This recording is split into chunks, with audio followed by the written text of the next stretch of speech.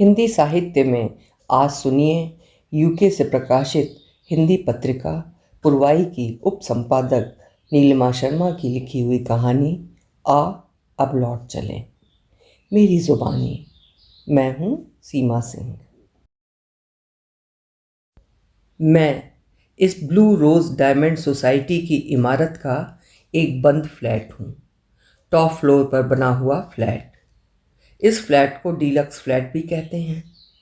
नोएडा से जब आप जेवर हवाई अड्डे की तरफ जाते हैं तो ये सोसाइटी अपने अनूठे स्थापत्य की वजह से सबकी निगाहों का केंद्र बन जाती है। उगते सूर्य की हल्की लालिमा वाले रंग से रंगी इस इमारत पर लाल रंग का ध्वज तिरंगे से थोड़ा नीचे फहराता हुआ दूर से नजर आता है। गगनचुंबी इमारतें इसके चारों तरफ किसी किले के चारों तरफ खड़ी अभेद्य मीनारों की तरह मुस्तैद तनी खड़ी नजर आती हैं। किसी पेंट के विज्ञापन में आपने सुना था ना कि दीवारें बोल उठेंगी, लेकिन साहब किसी भी घर की दीवारें कभी नहीं बोलती। उसमें रहने वाले लोग बोलते हैं। खुशियाँ जहाँ होती हैं वहाँ शब्द स्पष्ट सुनाई देते हैं, और जहाँ गम हो, उदासी हो, वहाँ सिर्फ मौन पसरा रहता है। बहुत रहने लगा हूँ आजकल मैं मौन, फिर भी मेरे भीतर बोलता है ये कौन। जी, एकदम सही समझ रहे हैं आप कि मैं एक बंद मकान हूँ, मगर हैरत की बात ये कि फिर भी आपसे संवाद कर रहा हूँ। अरसा हुआ मुझे मौन धारण किए, मगर अब मन चाहता है कि कोई तो हो जो मुझसे संवाद करे। आसपास शोरगुल तो है, मगर वो बस ऐसा शोरगुल है जिसका आपस में संवाद नहीं। बेशक मैं निर्जीव दिखता हूँ, लेकिन मेरे भीतर जो एक वास्तु या आत्मा रहती है ना, वो निरंतर संवाद करती है। हमारे धर्म ग्रंथों से लेकर वास्तुशास्त्र तक भी ये बात कहता है कि जहाँ सकारात्मकता होती है, खुशियाँ भी वहीं रहती हैं। जहाँ स्वार्थ और नकारात्मकता होती है, वहाँ व्याधियाँ अपना डेरा जमा लेती हैं। आइए मैं आपको अपने जन्म की कथा सुनाता हूँ। इस इमारत का नाम कभी राजमहल हुआ करता था। यह 10 बीघे की ज़मीन राजा ठाकुर को उनके पिताजी से विरासत में मिली थी। राजा ठाकुर ने इस ज़मीन के एक हिस्से पर, जहाँ अब ये बिल्डिंग बनी हुई है, अपने लिए 3 पक्के और 4 कच्चे कमरों का मकान बनाया हुआ था। बाकी की पूरी ज़मीन को लोहे के कांटों वाले तार से घेर कर वहाँ खेती की जाती थी, और कभी यहाँ गेहूँ, चावल और मौसमी सब्जियों की फसल लहलहाया करती थी। 2 गाय, 1 बैल, 1 बकरी और 1 बत्तख का जोड़ा पूरे माहौल को एकदम शुद्ध एवं जीवंत बनाए रखता था। बत्तखों की पक-पक से माहौल खुशनुमा सा रहता था। रानी ठाकुर ने आंगन में बड़े ही प्यार से आम, नीम और शीशम के पौधे इस आस में रोपे थे कि उनकी आने वाली पीढ़ियां इनके बड़े हो जाने पर इन पर झूला झूलेंगी। आंगन की बाकी जमीन में मुख्य दरवाजे से लेकर बैठक तक गेंदे के पंक्तिबद्ध लगे पीले फूलों की अलग ही छटा थी। क्यारी के किनारे तिरछी नुकीली ईंटों से बनाए गए थे। एक छोटा सा ट्यूबवेल खेत की जमीन के दूसरे कोने पर लगा था, जहाँ से फसलों को पानी दिया जाता था। जब जब हैंडपंप में कोई खराबी आ जाती या रेतीला पानी आने लगता था, तो रानी ठाकुर अपनी बेटियों के साथ जाकर मिट्टी और पीतल के घड़ों में पीने का पानी भी ट्यूबवेल से अपनी देख रेख में भरवा कर लाया करती थी। रानी ठाकुर बेटियों के साथ मिलकर घर के आंगन को गोबर और मिट्टी से लीप लेती, और फिर चूना को पानी में घोलकर दीवारों पर बेल बूटे बनाए जाते। नीम और शीशम की ठंडी हवा, ताज़ी सब्जियां, खुशनुमा घर और उसमें रहता भरा पूरा परिवार। ये राजमहल तो सच में राजमहल का सा सुख देता था।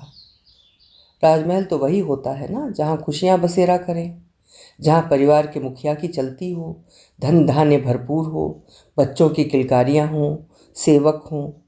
लेकिन बड़े बड़े राजपाट और रियासतें वगैरह तो कब की ख़त्म हो गईं। ये तो राजा ठाकुर का छोटा सा अपना ही साम्राज्य था, जहाँ उसकी पुश्तैनी जमीन ही उनकी रियासत थी, उनके बेटे ही राजकुमार थे और उनकी पत्नी ही रानी थी।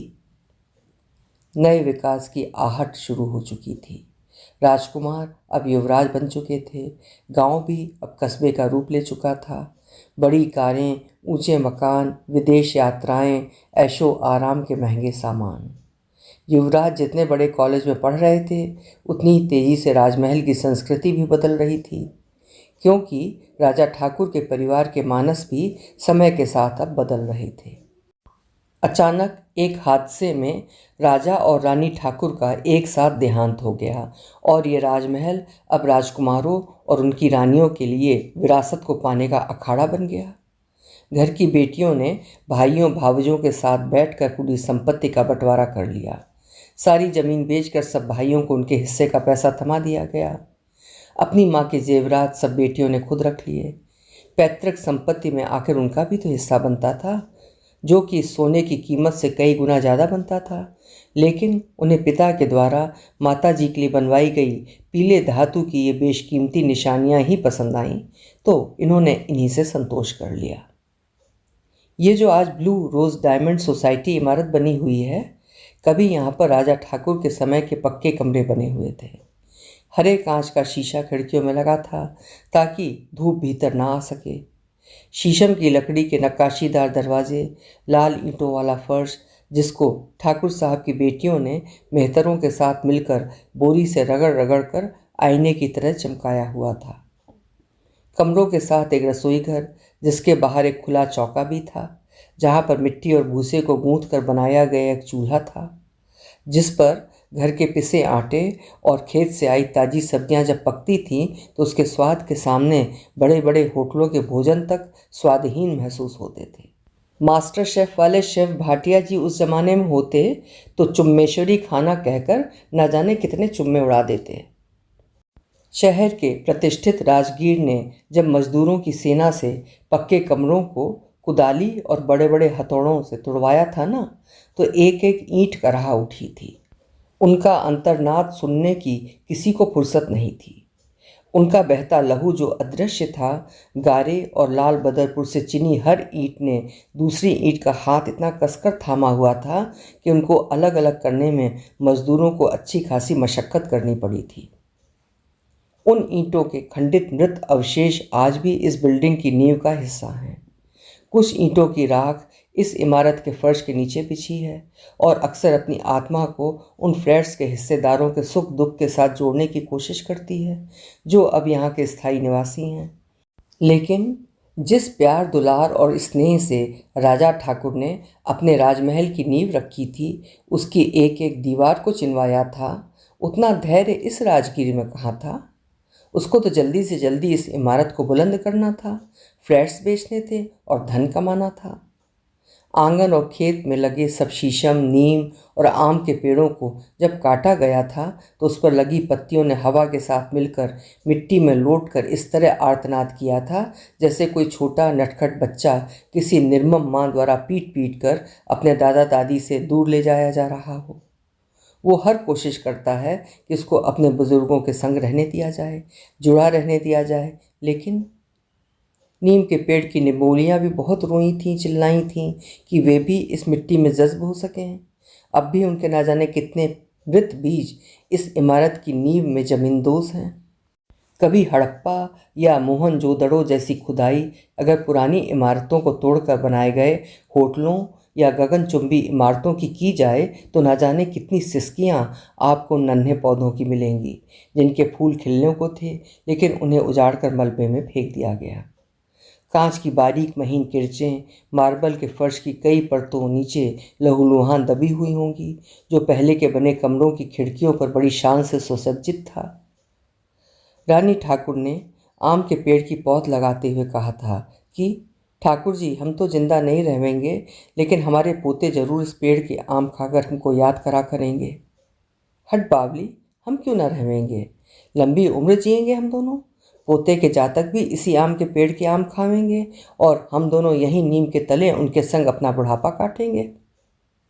नहीं जी, मेरी अम्मा कहा करे थी कि जो आम के पेड़ लगावे हैं ना, उसको कभी फल खाने को ना मिलते। बस मेरा परिवार जीता रहे, खुश रहे, उनके लिए पेड़ लगाऊं हूँ। रानी ठाकुर के मुंह से जैसे विधि का विधान भविष्य की बोली बोल रहा था। उनके जाने के कुछ बरस बाद ही ये राजमहल ब्लू रोज़ डायमंड सोसाइटी हो गया। ठाकुर के सबसे छोटे बेटे गजेंद्र ने इस इमारत में एक फ्लोर अपने लिए ले लिया और स्वयं बच्चों के साथ विदेश चला गया। बाकी के भाई गाजियाबाद में कोठी बनाकर कोई काम धंधा करते हुए न्यारे न्यारे रहने लगे।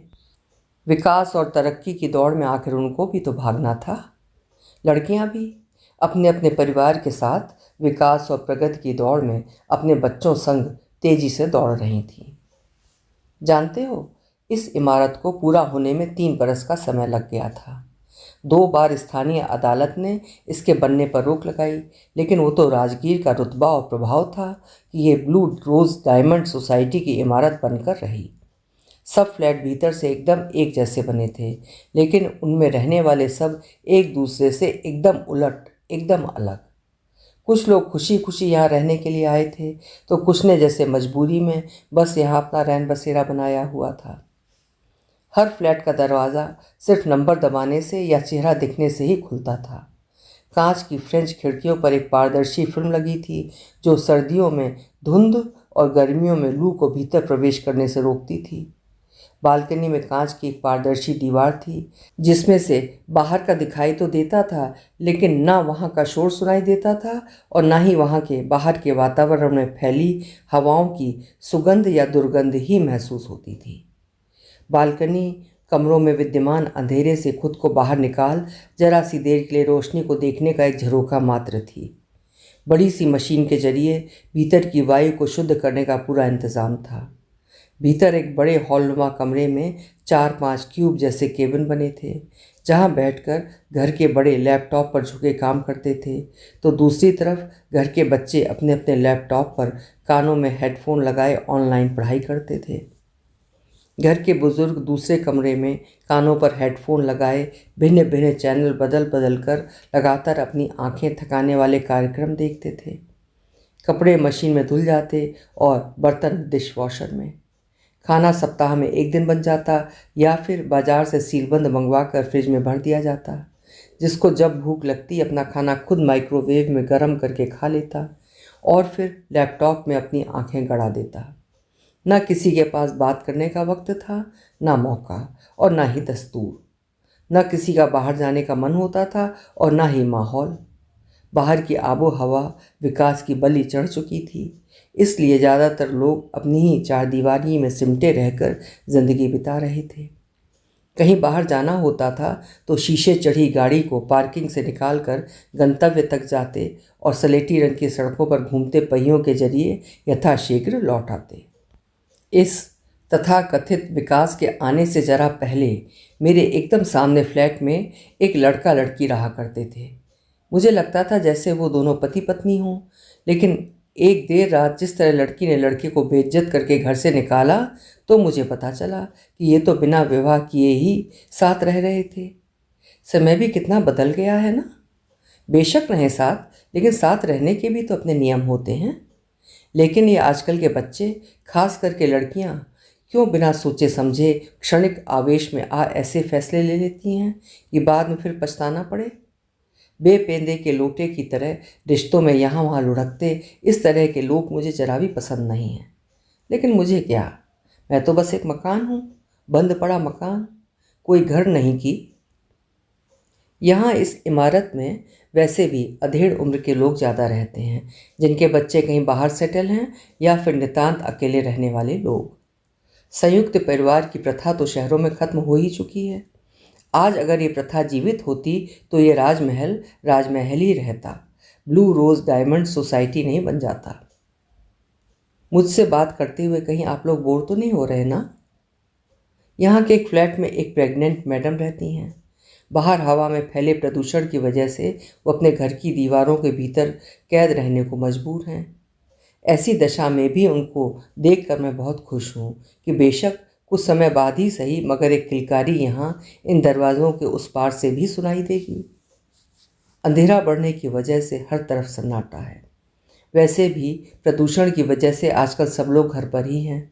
आज सुबह जब सबके घरों में सब्जी के बंद पैकेटों और दूध की सप्लाई हुई तो थोड़ी बहुत चहल पहल नजर आई थी। सुनिए, आप भी जाकर अपने लिए एक कप चाय बनाकर लाइए, तब तक मैं भी अपने आप को संभालता हूँ। इस फ्लैट में रहने वाले अधिकतर लोग खामोशी से यादों के रोलर कोस्टर पर सवार हैं। कभी वे रोमांच से भर खुश हो उठते हैं तो कभी अनजाने भय से भयभीत। कभी रूमानी यादों की बारिश में खुद को भिगो डालते हैं तो कभी बिछड़ने की तीखी कसक से आंखें लाल किए शून्य में निहारते रहते हैं। हर फ्लैट के भीतर एक अलग मौसम, एक अलग मूड है। हर बंद दरवाजे के पीछे एक अलग ही कहानी है और दरवाज़ा खुलते ही नकली मुस्कुराहट के साथ शुष्क मौन पसर जाता है। वो आपकी नीविया क्या कहती है? सुना होगा तुमने, दर्द की भी एक हद होती है। मिलो हमसे, हम तो अक्सर उसके पार जाते हैं। सुबह कितनी प्यारी है ना। रात में तो मेरी कहानी सुनते सुनते आप सो गए थे, लेकिन मेरी आंखें तभी टकटकी लगाए गहरे धूल धूसरित आसमान को ताकती रहीं। लेकिन अब तो अरुणोदय का समय है। 7 घोड़ों वाले रथ पर सवार सूर्यदेव मंद गति से आते हुए प्रतीत हो रहे हैं। साथ वाले फ्लैट की बालकनी में रखे गमलों में लगे पौधों की मुस्कुराहट भी उतनी ही मासूम लग रही है जितनी कि रानी ठाकुर के लगाए गेंदे, चंपा और पारिजात के पौधों की लगती थी। बस उन गेंदे के फूलों में खुशबू वाली मुस्कान थी और इनमें रसायनों के जरिए जबरन खिलाई गई मुस्कुराहट। इस बरस मौसम में अभी भी वो हर बरस वाली सूरज की तपिश महसूस नहीं होती है। किसी फ्लैट में इतनी शक्ति हमें देना दाता, मन का विश्वास कमज़ोर होना वाला गाना बज रहा है। मेरा मन भी इस गीत को सुनकर ईश्वर के आगे नतमस्तक हो उठा है कि हे ईश्वर, हे सर्वशक्तिमान सत्ता, आप मानव मन को कमज़ोर मत होने देना। उस घर के लोगों को शायद ये विश्वास होगा कि सरकारी लोग अपने यत्नों से इस धुएं और कोहरे को परास्त कर देंगे। दिल्ली भी तो ना जाने कितनी बार उजड़ी, लेकिन हर बार बस गई है ना। ये स्मॉग भी जरूर समाप्त होगा, लेकिन जाने से पहले ना जाने कितने तकियों की रुई को सिसकियों में डुबा गीला कर जाएगा। हे मेरे सोहने रब्बा, इन तकियों पर सोए और जागते हुए सिरों को हिम्मत और शक्ति दे। वो देखो, सामने से यादव जी लेफ्ट राइट करते हुए चले जा रहे हैं। शुगर के मरीज के लिए सैर करना जो ज़रूरी होता है।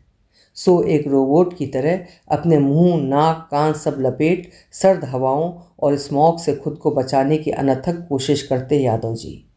कभी तो नफरत सी होती है भेदती आंखों वाले इस आदमी से, मगर फिर भी दिल का अच्छा है, मदद करने को तत्पर।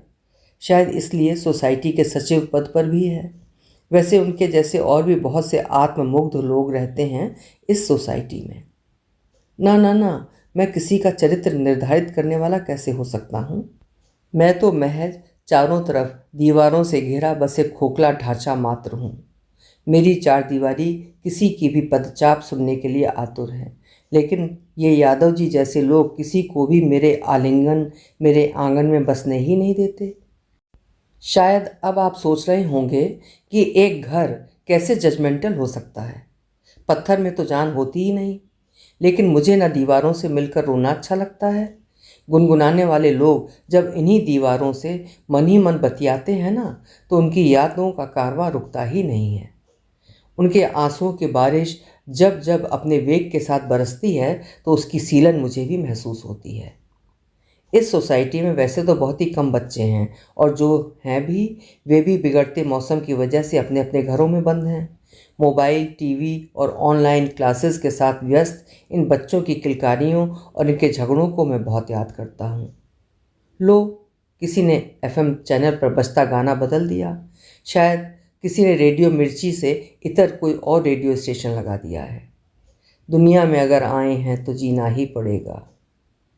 बालकनी में बैठकर चाय पीती हुई वो पीले फूलों वाली साड़ी पहनी दीदी, या संजीदा सी रहने वाली गुप्ता आंटी, या फिर अकेले रहते उस जोड़े का खुले आसमान में उड़ती चिड़ियों को मौन रहकर ताकना, सब जीवन के क्षण भंगुर होने का एहसास दिलाता है।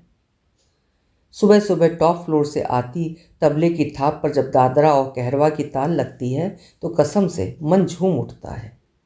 मैं तेरा बॉयफ्रेंड, तू मेरी गर्लफ्रेंड जैसे कान फोड़ू संगीत को सुनकर जो सीने में जलन होती है, उस पर जैसे एक नर्म फाहा सा रखा हुआ महसूस होने लगता है। अब रविवार का दिन जैसे जैसे आगे बढ़ रहा था, बंद दरवाजों के पीछे से आती सम्मिलित खुसफुसाहट से पूरी बिल्डिंग गुलजार हो रही थी। सुना तो होगा ही आपने कि दीवारों के भी कान होते हैं, तो मुझे भी सब सुनाई देता है। बर्तनों की आपसी टकराहट, बालकनी में सूखते कपड़ों की सनसनाहट, रसोई घर से आती तरह तरह के पकवानों की महक, ये सब मुझे एक उत्सव का सा एहसास दे रहा है। अब आप कहेंगे कि उत्सव? तो जी हाँ, घर में जब सब लोग एक साथ होंगे तो उत्सव तो होगा ही ना।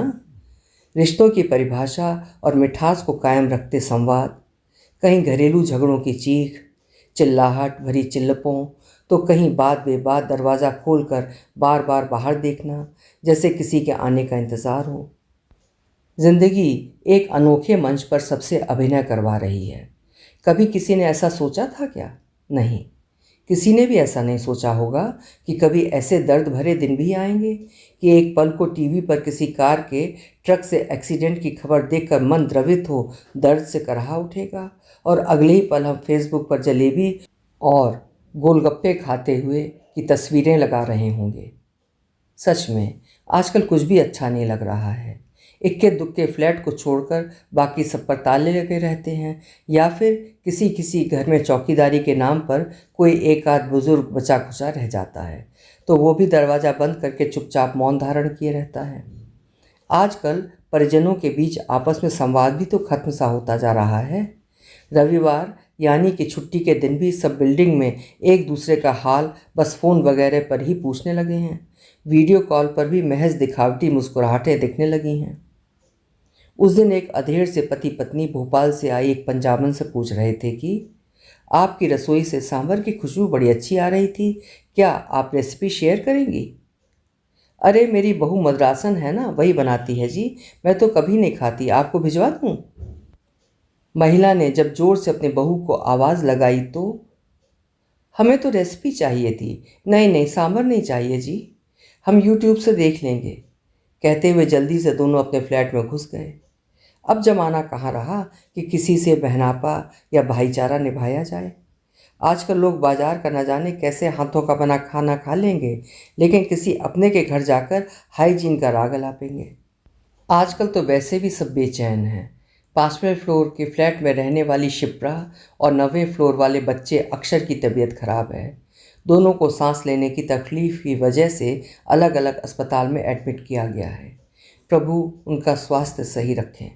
बहुत दर्द होता है किसी का जाना देखकर। पत्रकार हो या अध्यापिका या फिर हैशटैग के साथ अपना जीवन जीते खाना खाते आजकल के बच्चे, सब जिंदगी के अलग अलग रंग जी रहे हैं।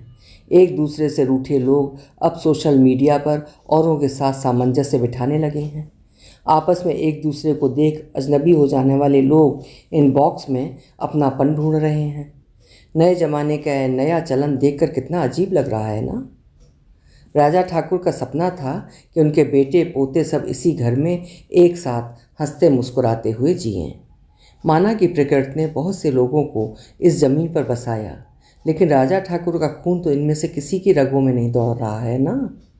बदलते समय के साथ अपनी विलासिता की चीज़ों को प्रदर्शित करने की चाह भी अब कहीं लुप्त हो रही है कि आज के समय में किसके पास कितना की महत्ता भी खत्म हो गई है।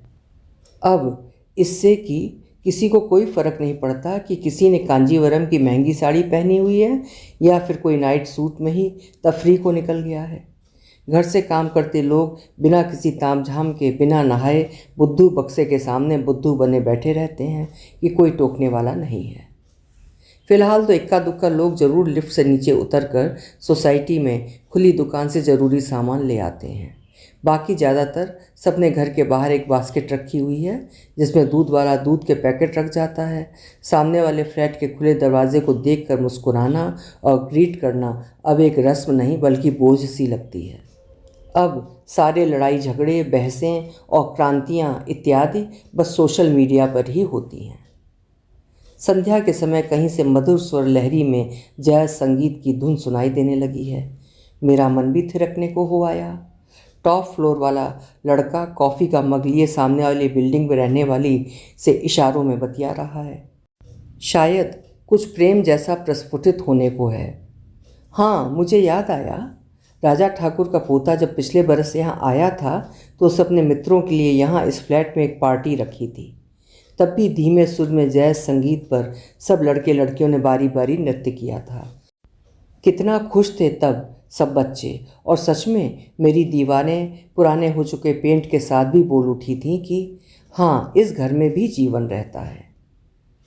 उनके इस निर्वासन को आज पूरे 35 दिन हो चुके। पिछले शनिवार को अक्षर के ईश्वरीय धाम को जाने की खबर सुनी थी और तब से किसी से बात करने का मन नहीं कर रहा था।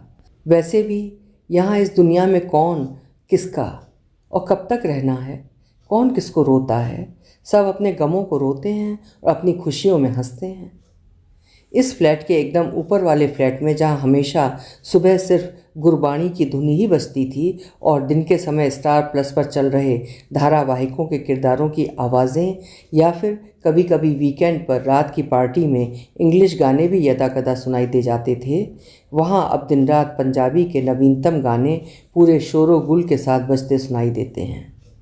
अभी उस दिन फुल वॉल्यूम पर तू लौंग ते मैं लाची बजता भी सुनाई दिया था। मुझे तो लगता था कि उनकी काम वाली लड़की नसरीन उर्दू गज़लें पसंद करती होगी।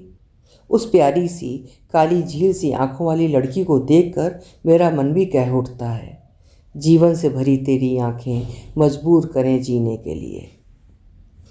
एक अरसे से मैं नज़रअंदाज किए जाने के दुख को अकेला सुनसान खड़ा झेल रहा हूँ। एक बरस से मेरे दरवाजे खिड़कियाँ सब बंद हैं।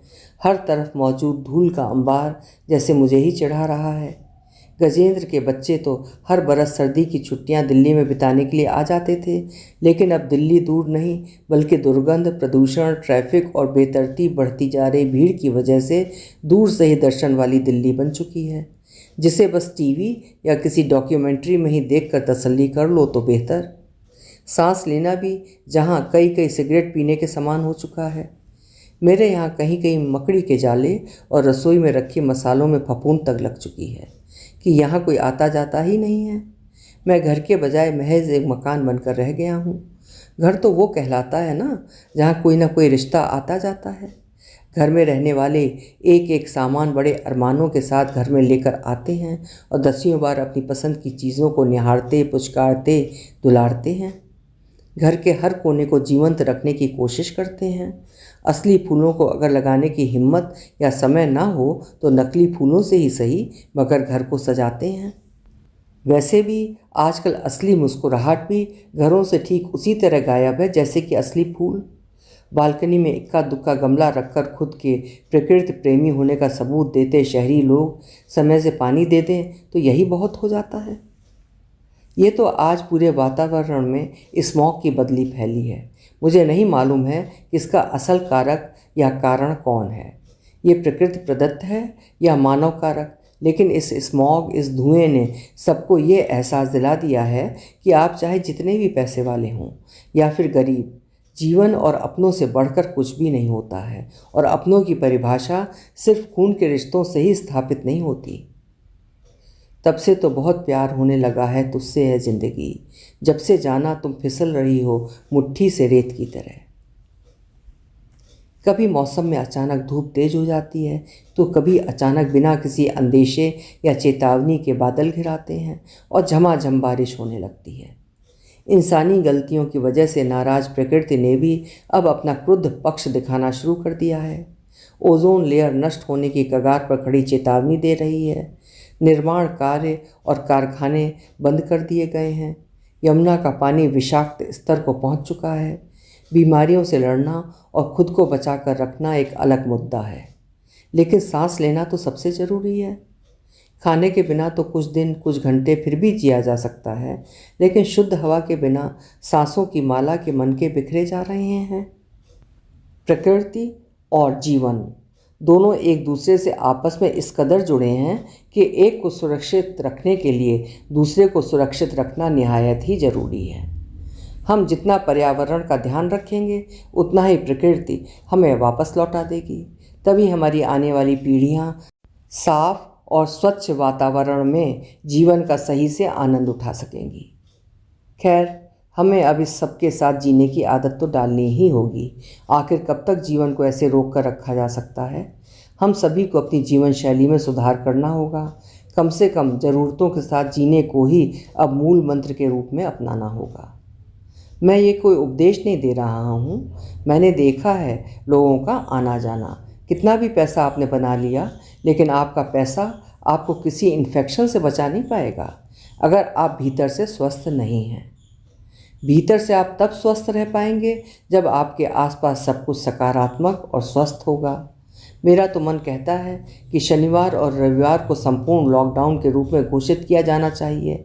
उन 2 दिनों में शारीरिक, मानसिक और भावनात्मक स्वास्थ्य के लिए आपको सिर्फ घर पर ही रहना हो, आपकी अपनी आने वाली संतति के लिए।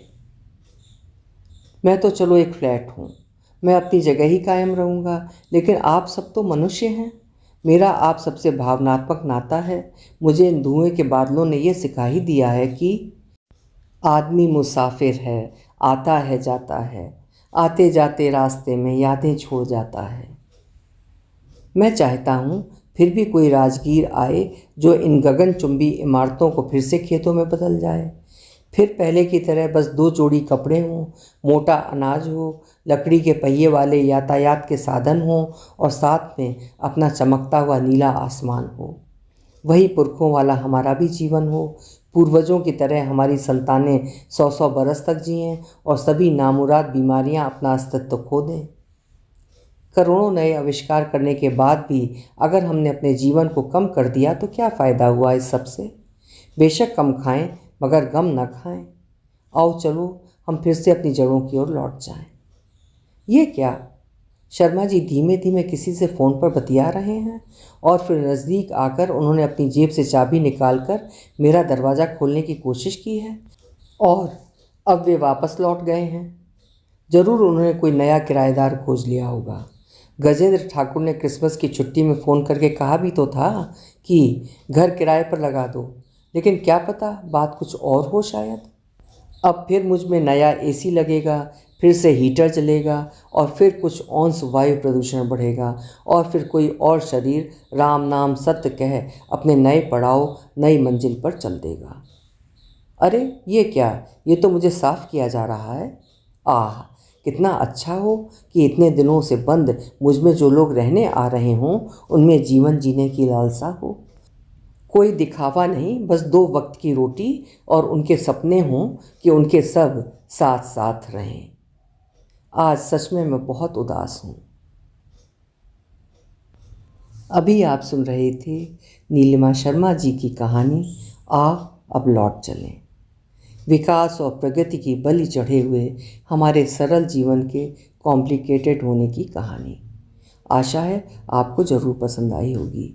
पसंद आई है तो लाइक भी करें और चैनल को सब्सक्राइब करना भी ना भूलें। कल फिर मिलेंगे। आपका समय शुभ हो।